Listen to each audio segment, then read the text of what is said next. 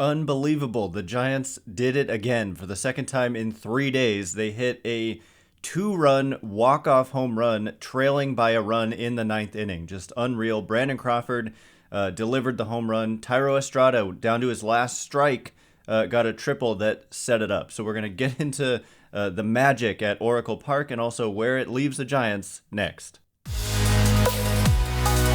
You are Locked On Giants, your daily San Francisco Giants podcast. Part of the Locked On Podcast Network, your team every day.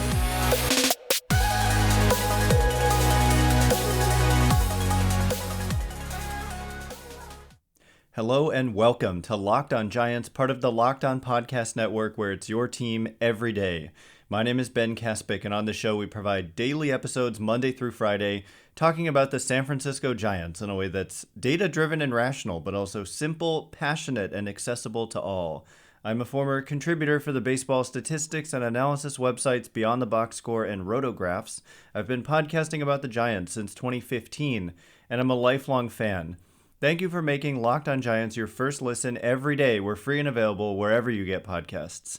And coming up on today's show, that's right, we're going to talk about the Giants with yet another walk-off home run in the bottom of the ninth inning for the second time in 3 days. Both times down by a run, right? You can have a walk-off homer where the game is tied, but they were losing with one out on Sunday against the Pirates. Thairo Estrada hit first pitch sinker deep into left center field for a 2-run walk-off. And then last night, Thairo Estrada was down to his final strike, and the home plate umpire kind of melted down in that bottom of the ninth inning. I was ready to be upset, as is a common occurrence, because umpires are human and they make blatant mistakes every single night.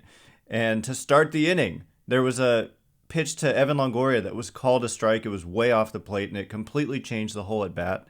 And there were some more calls like that throughout the inning, but with Estrada, he was down to his last strike. I think the first pitch to him, just like to Longoria, was called a strike, and it was not. But with 2 strikes, he gets this pitch in basically the same spot that the umpire had been calling a strike all inning, and he flinched. Umpire flinched. I saw the body language, and I just had this kind of sinking feeling, and I'm like, okay, game over. He called another ball a strike. We're going to have to go on, do our little post-game video, and complain about the zone a little bit. And we'll be talking about it tomorrow on the show. But no, he flinched, but he just stood up and didn't make the call. And so you got new life. That's amazing. That's how close you were to losing this game. And that's why the strike zone is such a big deal, because when you take the bat out of players' hands, you just never know what you're preventing. And so it could have easily been over. He thought about it. He was as close as you can possibly get to calling a strike and not calling it. But anyway, Estrada on the next pitch, it's the same location. It's off the plate away. And he's like, I have to protect this because you've called that and you thought about calling that one. And he rockets it to right field off the bricks. And he gets to third. It kind of deflects off Dalton Varsho in right field. And Estrada makes it to third. And then Brandon Crawford, who just has not been able to consistently be the guy, anything like the guy he was last season when he finished 4th in the league in MVP voting. So that's a big reason why the Giants have not been as good, as Brandon Crawford hasn't been the same guy. Last year he had like a 139 weighted runs created plus, meaning he was 39 percentage points above league average offensively, and he was good defensively.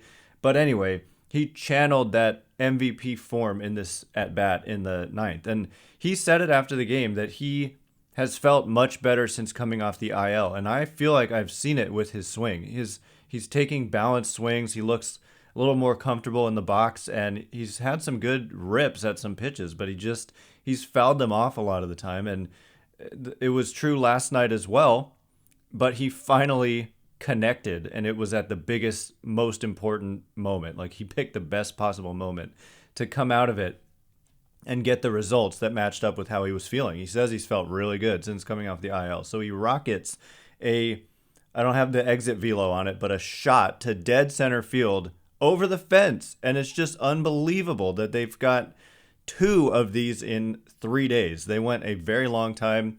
Grant Brisbee is all over this for The Athletic, writing about when they had this huge gap. I think it was Donovan Solano in 2020 against the Dodgers was the last walk-off home run they had before Mike Yastrzemski's walk-off against Josh Hader earlier this season, I think in July. And now they've got 2 more in the span of 3 days. So it's just, you just never know what you're going to see in baseball, and it came at a very good time. I mean, the Giants would have fallen back to 500 with a loss. Instead, they go to 59 and 57, and they pick up a full game on the San Diego Padres. So we're going to get more into the state of the race a little bit later. I do just want to kind of reiterate what I said a minute ago about Brandon Crawford specifically. And if he can just get hot, I mean, that's the thing, is a lot of these guys like Belt and Crawford, Lamont Wade Jr., they just haven't gotten hot with any kind of consistency all year long. And so the Giants, as we're going to see when we look at the state of the race, they need to play really well for the last 46 games in order to give themselves a shot at the playoffs. They've done everything they could have done in the last week and a half, basically, since sweeping Oakland in the little 2-game series, losing 2 out of 3 to the Padres, but they were in position to win both of their losses there, and then winning 5 straight now. They've done it. Like, they've gotten hot, but they need to stay hot. And Brandon Crawford could be a big reason why, because last year, like I said, 4th in MVP voting, 6.3 Fangraphs wins above replacement. This year, 1.3.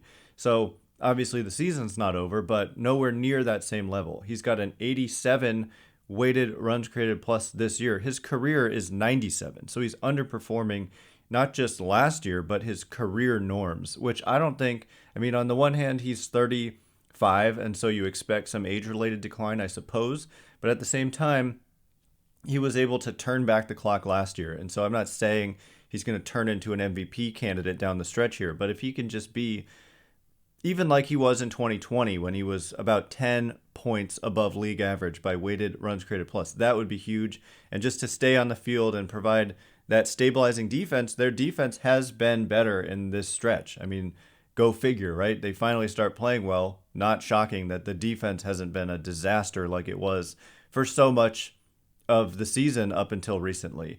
So coming up in just a minute, there was another hero of this game besides Estrada and Crawford. It was the pitching, and specifically Jakob Junis, the Giants' 5th starter, went out there and pitched, 7 innings of 1-run baseball? So we're going to get into Junis' emergence here for the Giants this season momentarily. But first, are you struggling with a bloated belly, uncomfortable digestive issues, or feeling tired and sluggish? There's a good chance you might have an overworked liver, thanks to diets high in processed foods and exposure to thousands of harmful toxins.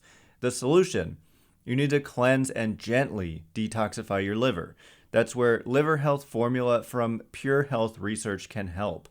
Liver Health Formula combines 8 powerful nutrients such as turmeric, beet, and artichoke extract to gently detoxify your liver, restore comfortable and regular digestion, reduce belly bloating, and fill your days with renewed energy. As a listener to our show, you can try Liver Health Formula risk-free today and get a free bottle of Curb Fit with your order. Curb Fit is a safe and all-natural appetite suppressant, making it easy to say no to naughty foods. This makes the perfect complement to Liver Health Formula. Go to getliverhelp.com/MLB to learn more. Again, that's getliverhelp.com/MLB to try Liver Health Formula completely risk-free and claim your free bottle of Curb Fit with your order. Go to getliverhelp.com/MLB to get started. All right, as promised, we're going to talk about Jakob Junis, who he had that period of time that he missed with the hamstring injury and came back and was kind of building himself up and had yet to really get into a groove. Well, I think that yesterday he got back into that groove and he pitched beautifully. He did give up the 1 solo homer to Christian Walker, who's done that a lot this season. He's got nearly 30 home runs. But yeah, Junis ended up going 7 innings, allowing the 1 solo homer, 0 walks, 7 strikeouts, just 4 hits allowed. In his last couple outings, he wasn't able to make it through 4 innings. And his last outing was that clunker against the Padres when the Giants, like I said, they were in a position to win. They gave him a 4-0 lead, I believe, and he ended up coughing it up and giving up 6 earned runs in 2 1/3. So I give him a pass because when you come back from an injury and you were in a groove prior to the injury, sometimes it takes a little while to get back into that groove you were in. And so he got back. Jakob Junis got back in a big way. And what a big breakout. I mean, I don't know quite what to call this. Jakob Junis has been a major leaguer since 2017, but he was consistently pretty bad for the Kansas City Royals, and I believe they non-tendered him, and the Giants signed him. Yeah, they non-tendered him because he's still arbitration eligible next year. So we talked about this yesterday, but part of the beauty of Jakob Junis and just the Giants' starting pitching outlook as a whole is that everybody except for Rodon is under contract for next year, including DeSclafani, who, look, I think the poor performance clearly had something to do with the ankle. And so if he can get that ankle healed, he was a very good player for them in 2021. So I wouldn't just give up on him quite yet. But you've got Webb, Cobb, Wood, Junis, and DeSclafani. That's 5 solid arms potentially all under contract for next year. I do think you want to bring back a Rodon or somebody else of that upper tier caliber next year. But Junis, his emergence as a starting pitcher for the Giants, because at first he was kind of in the bullpen. He almost exclusively started for the Kansas City Royals. But this year, on the whole, even with that clunker in San Diego that I just mentioned, he has a 3.53 earned run average and a 3.60 fielding independent pitching, 3.68 expected fielding independent pitching. So all 3 of those numbers kind of closely aligned around 3.5 runs per 9 innings, which is just fabulous from your 5th starter. And so the starting pitching, as we discussed yesterday, has just been a real strength of this team. And I just want to mention what Junis has done with the Giants, and it's just another credit to their kind of pitching development machine, which has been quite good.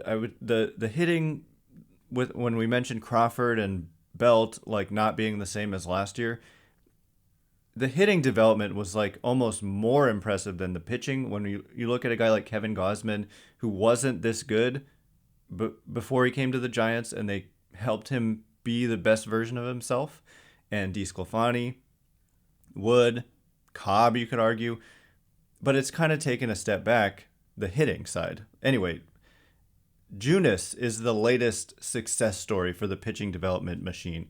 And I just want to mention what the Giants, or what he's done. I don't know entirely if it was Junis's idea or whatever, but he's changed his repertoire in a big way. So Junis is throwing his slider 53.5% of the time. This is a pitch historically in his career. When he first broke into the league, he was throwing it about a third of the time. And at its most, he was throwing it like 45% of the time. So 53 is not that different from 45, but it has become his primary pitch. And he's only throwing the fastball 30% of the time. And when he was with the Royals, he was throwing the fastball over 50% of the time. So it's very unusual. It's kind of a modern trend. If you have a good, quote, secondary pitch, like a slider, and your fastball's not that good, it used to be like they would still tell you, you've got to you got to establish your fastball, throw your fastball primarily, and then your other pitches work off of that. Well, those ideas have been challenged in a major way. And guys like Junis, whose best pitch is the slider, they're just like, hey, throw it more than half the time. And he does. And the fastball only 30% of the time. And the changeup, which historically he threw about 5% of the time when he was with the Royals, he now throws 16% of the time. So a big part of Junis's success this year unquestionably goes to a significant change to his pitch usage. And it is very, like, if we're talking sliders 53.5% of the time and changeups 16% of the time, that's 70%. And so it's 70% sliders and changeups and 30% fastballs. Just a very unusual mix. And he also has really good command. And so there's just a lot to like about Jakob Junis. Not if you're expecting him to be a front of the rotation arm, but if he's slotting in as your 5th starter and he can go out there and give you 7 innings of 1-run baseball on any given night, that is very much a good thing. So yeah, as I mentioned, he is arbitration eligible. for next year, and so he will be back because there's no way after this performance that the Giants would non-tender him. So he'll be tendered a contract, and he will be back in 2023. And his emergence, it's not like he's not a superstar, but he has emerged as a very solid arm for the San Francisco Giants. So it's credit to him, it's credit to the front office for targeting him, and it's credit to the staff for helping get the most out of him. So anyway, in just a minute, I want to talk about the Giants' position in the standings with this win. They picked up a full game on the Padres. What are the updated playoff odds? Where do things stand? But first, you're hanging out with some friends, putting back a few drinks. A few becomes a few too many. As the evening comes to an end and people start to head out, you think of calling for a ride. Nah, you live nearby. You can make it home okay. It's no big deal. What are the odds you'll get pulled over anyway? Even so, what's the worst that could happen? Your insurance goes up, you lose your license, you lose your job, you total your car, or you kill someone. Everyone knows about the risks of driving drunk. The results are tragic and often deadly. However, that doesn't stop everyone from getting behind the wheel under the influence. That's why police officers are out there right now looking for impaired drivers on our roads to save lives. So if you think you're okay to drive after a few drinks, think again. Play it safe and plan ahead to get a ride. It only takes one mistake to change your life or someone else's forever. Drive sober or get pulled over. All right, as promised, we're going to talk about the Giants' position in the standings. It's crazy because we're going to get into how many wins they'll ultimately need and how they still have to do very well, despite the fact that they've done very well over the last 10 games. They're 8-2 in their last 10, and we're going to see that they still need to be really good over their last 46 in order to get to that magic number, whatever it is, 88, 89, 90. So that's why they absolutely needed to take advantage right now, because if you already need to be really good moving forward after winning 8 of 10, think of if they had lost 8 of 10. They'd be done. And so they're kind of playing for their lives right now, and so far so good.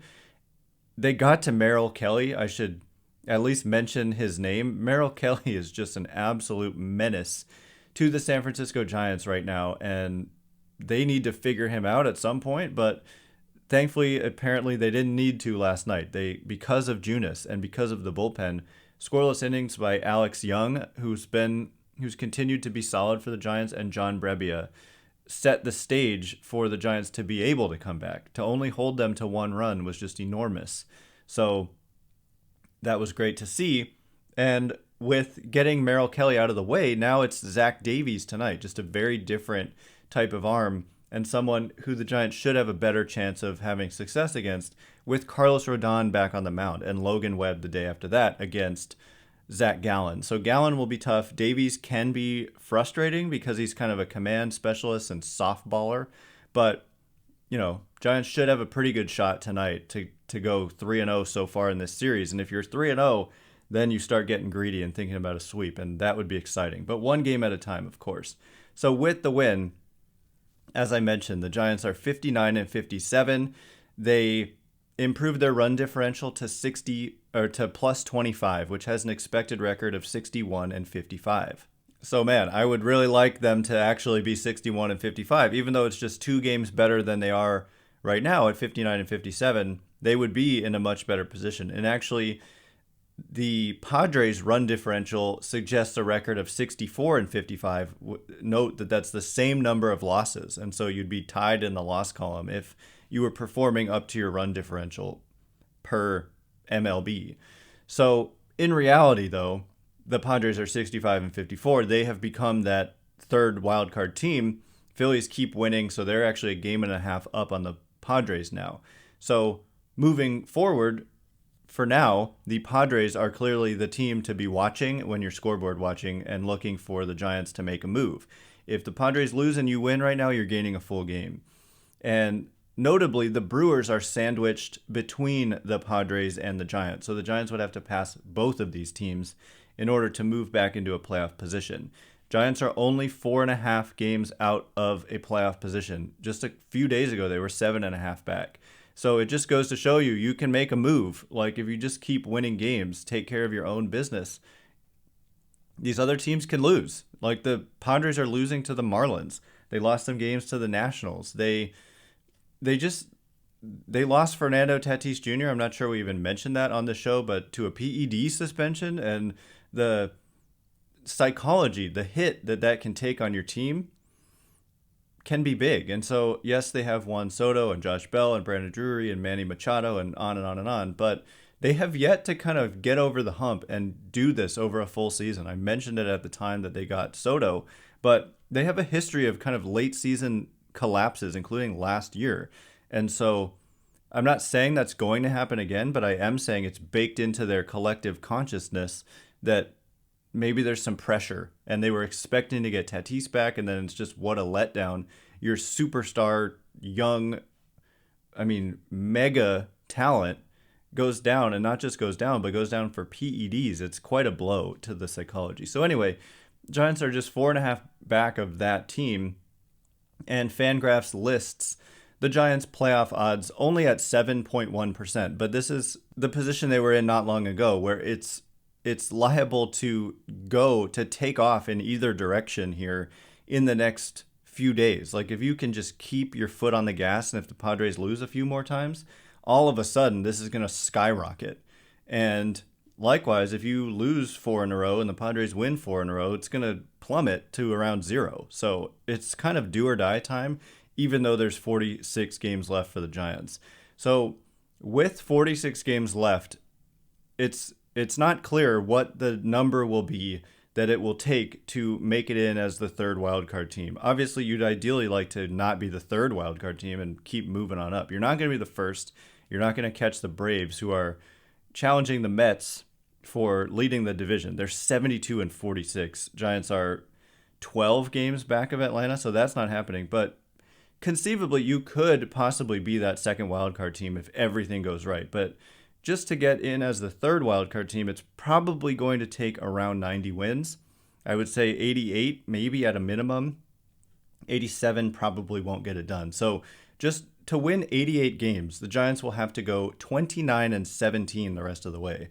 That's what I'm saying. That's a good record. It's not like an insane record. When we start looking at 90 plus wins, to get to 90, they would need to go 31 and 15.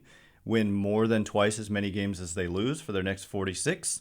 And that seems like a tall task. And so I think 29 and 17, 28 and 18, that's, I don't know if I should call it realistic or not, but maybe more conceivable that it could happen. And so I think that's kind of, the goal is to win every single game. But if you can get to 88 wins, I think you'll finish either tied or a game or two back, and you'll be in it until the very last weekend. And so as of now, that's the hope. And we're going to continue to update this each and every day, each game being so big at the moment. So coming up tomorrow, we'll have the latest from the San Francisco Giants. Carlos Rodon back on the mound against Zach Davies, as I mentioned. So thanks again for making Locked On Giants your first listen today. Now make your second listen the Locked On MLB podcast. MLB expert Paul Francis Sullivan brings humor, passion, and unique perspective on every team and the biggest stories around the league. Follow the #1 daily league-wide podcast Locked On MLB on the Odyssey app, YouTube, and wherever you get podcasts. Once again, my name is Ben Kaspick. Check me out on Twitter at Ben Kaspick, Kaspick. If you like this show, please consider rating it or leaving a review. It helps me out a lot, so thanks in advance, and thank you to everyone who's done so already. I can't wait to be with you again tomorrow. Thanks again for listening. You are now Locked On Giants.